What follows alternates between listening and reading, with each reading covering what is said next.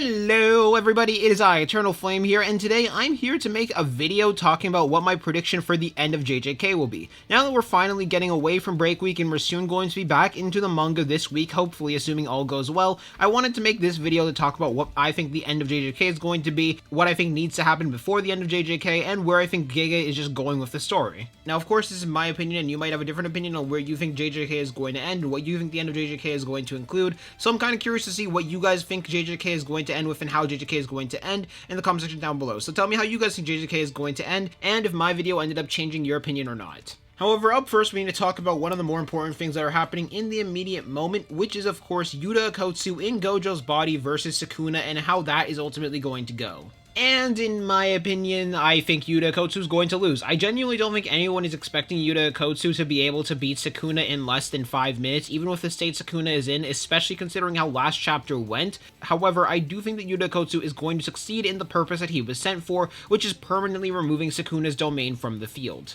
Mainly because this battle is basically won if Sukuna still has access to his domain by the end of it, so if Yuta Akotsu dies without removing that domain, then this is going to be an entire waste and Sukuna just automatically wins. Now there is also the chance that Yuji might end up awakening his domain and that's how they counter, but at the same time I really heavily doubt that. Like, I don't think they went out of their way to bring Yuta Akotsu back inside of Gojo's body to just do absolutely nothing for the plot and not actually end up removing Sukuna's domain from the entire battle. However, with that being said, I feel it's also important to talk about the entire conversation on Kenjaku's curse technique with how that will function with Yuta's body. Mainly because Mei brought up 3 possibilities, with the 3 possibilities being that Yuta would either die after the 5 minutes is over, Yuta would die eventually after the 5 minutes over, or just Yuta was permanently stuck inside of Gojo's body after the 5 minutes were over. However, if I'm being honest with you guys, I believe this is going to end up being completely irrelevant, and I think this is a red herring. Mainly because I think Sukuna is just going to end up killing Yuta no matter what, and I don't see Sukuna letting Yuta in Gojo's body get away. Especially because not properly disposing of Gojo's body led to all of these problems happening, I don't think Sukuna is going to end up making the same mistake twice, and I think Sukuna is going to end up eating Yuta in Gojo's body, which is kind of messed up, I know, but at the same time, it's what I can see happening, especially considering Gege said an important character was going to get eaten, so yeah. And also, if Yuta does succeed in removing Sukuna's domain, I do not see Sukuna just letting Yuta go after that. Of course, there is the potential chance that Yuta might end up going back to his original body because they very intentionally showed that Yuta's body had fully finished being repaired and that Rika was next to it, so that also might end up being something that goes into it and Yuta might end up living, but the Gojo body might end up getting eaten. But either way, I do not see the Gojo body remaining. However, I think there's an even more important question, mainly because I think most people are in agreement that Sukuna is going to end up beating Yuta in Gojo's body, so the important question that's going to come up next is, what is up next for the story? What is going to happen after this point? Well, I can see the story going down a couple of paths.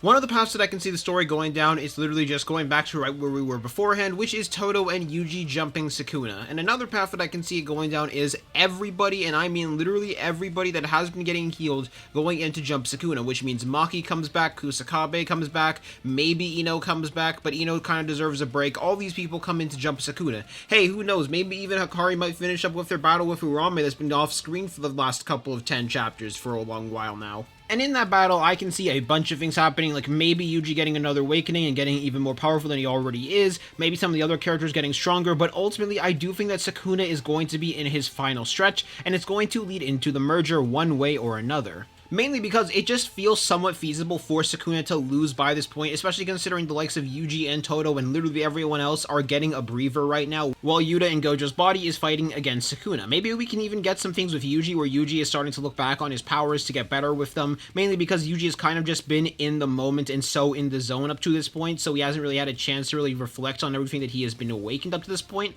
and then everyone else is just getting this chance to rest while Yuta in Gojo's body holds him off. I'm also be honest with you guys, I also am feeling like this fight is starting to drag on a little bit with the fact that Yuta is reintroduced in Gojo's body, but at the same time, I'm okay with it, but I do feel like this fight is reaching its endpoint and its climax soon. I also don't see Yuji in the main cast running or Sukuna running, mainly because, I'm going to be honest with you guys, if they end up running, there is no stopping Sukuna. Sukuna is just going to be way too powerful for any of them to have a chance at stopping if they allow Sukuna to heal and regenerate, and basically not capsulate on this chance, which is why this is only their real chance to actually beat Sukuna, and why I don't think they're going to leave the area. However, I can see the merger coming up in 3 separate ways, where the first way I can see the merger coming up is basically Sukuna deciding to do that to screw everybody over, because he's about to die, so he decides to activate the merger. Now, Now, for those of you wondering why can't Sukuna activate the merger, I'm not actually going to explain it myself, mainly because Fake Weeb's already made a really good video, and I don't want to waste your time explaining why I think Sukuna can activate the merger, when the Fake Weeb has already gone over everything I could say and more in that video, so go check out his video. The second way I can see the merger coming up is by Sukuna activating in order to split the attention of some of the cast, forcing it to likely only be Yuji and Todo fighting against Sukuna while everybody else is dealing with the merger, or maybe Yuji's forced to fight the merger as well, mainly because of his soul abilities and the fact he can actually interact with the soul, so he's going to be sent to fight off the merger as well. Though I see that one being much less likely if it's because Sukuna is getting overwhelmed because of Yuji's main focus on Sukuna, and Yuji kind of being the only one who can weaken Sukuna up to this point, because Yuji's the only one who has the ability to weaken Sukuna's output. And then the third and final way that I can see the merger happening is it's going to be Megumi who activates the merger and not actually Sukuna, though I don't think that Megumi is likely to activate the merger unless he's going to try and use the merger to deal with curse energy as a whole. I'm just not a supporter of the entire Megumi turning evil thing. I've also made a video explaining in the past why I think Megumi is going to try and use the merger to just get rid of curse energy as a whole, but basically to summarize that entire video, everything that's been bad in Megumi's life and every problem that has come in Megumi's life ultimately came because of curse energy and his potential in curse energy, so I can very easily see Megumi having a hatred for curse energy and wanting to destroy it forever. For example, Megumi was targeted by Sukuna because of Megumi's curse technique. It was curse energy that took away his own sister because of a cursed spirit landing on them, allowing them to reincarnate, resulting in Yorozu coming in and eventually them getting killed. It was curse energy that ended up causing his life to be as bad as it was because of the fact that he ended up being a target of the Zenin clan, or would have ended up being a target of the Zenin clan until he was adopted by Gojo, and it was curse energy that ultimately resulted in his father figure's death. So I can see Megumi trying to activate the merger, thinking the merger will just take all curse energy away, and then probably with his control of the merger try and kill all of curse energy. We don't know. Here's the other thing. We have no idea how the merger will even function, if the merger will be an enemy or not. Like, we have all been assuming the merger is going to be an enemy. A bunch of us have assumed that the merger is going to be some giant kaiju because of how Kenjaku describes it, but we ultimately have no idea what the merger is going to look like. But I think no matter what, we are going to end up seeing the merger. Now, originally I wasn't on the side of the merger coming, but I've kind of changed positions after I've realized that there are ways to activate the merger without needing to kill the main cast. And I do think that everyone who's part of Japan that's going to get fused with the merger is going to get separated, mainly because I don't see Gege being allowed to make a shonen story that results in every single person in Japan dying permanently. Like, them becoming part of some giant monster I can see, but them permanently staying that way or having to die, that I do not see happening. I think they're going to get separated in some way, shape, or form, and it's going to result in curse energy just being eliminated from the story entirely. I'm still kind of on the side that curse energy is going to be eliminated from the story completely, mainly because I believe curse energy is the main villain of the story. Like, even when you go back to a Jujutsu sorcerer's purpose, their entire purpose is to kill curses. And what do curses spawn out of? Curse energy. After all, curse energy is not made to be some positive thing. It's literally called cursed energy. Whether there's a new energy source that ends up spawning without the curses spawning being positive energy, or just the planet turns to normal, but I'm really hoping it's not the planet turns to normal and it's just people having positive curse energy, and everyone's curse techniques are fueled by positive energy, which is something that we know exists because that's what reverse curse technique is. Then I can see that happening, like everyone just subconsciously turning their negative emotions into that by the end of the story. I can see that happening, but ultimately I just don't see curse energy remaining in the story. Either that, or they find a way to make curses stop spawning in but continue to use curse energy, basically what Yuki was originally planning to do of turning everyone on the planet into sorcerers, mainly because sorcerers don't spawn curses from their negative emotion pool. So if everyone on the planet is sorcerers, there's no longer going to be curses in general, or everyone turns into heavenly restriction people like Yuki wanted. Though this is all dependent on what the merger ends up doing, mainly because I am just assuming that the merger is going to be a possible way of removing curse energy. We still ultimately have no idea of what the merger is going to end up doing, and because of that you can't really predict how the story is going to go past that point. Because of that limit, you have no idea what's going to happen, and that goes the same with me. I think it's likely that the merger is going to be used to remove curse energy, but we have no idea what the merger is going to even end up doing. It could be some final antagonist for everybody to fight, it could also be something that removes curse energy as a whole, it could even be an ally, we have no idea. Though there is one more important thing that I need to discuss before we even end this video, which is something I don't see people actually discussing that much, which is something that Kenjaku said to Sukuna before the fight even started.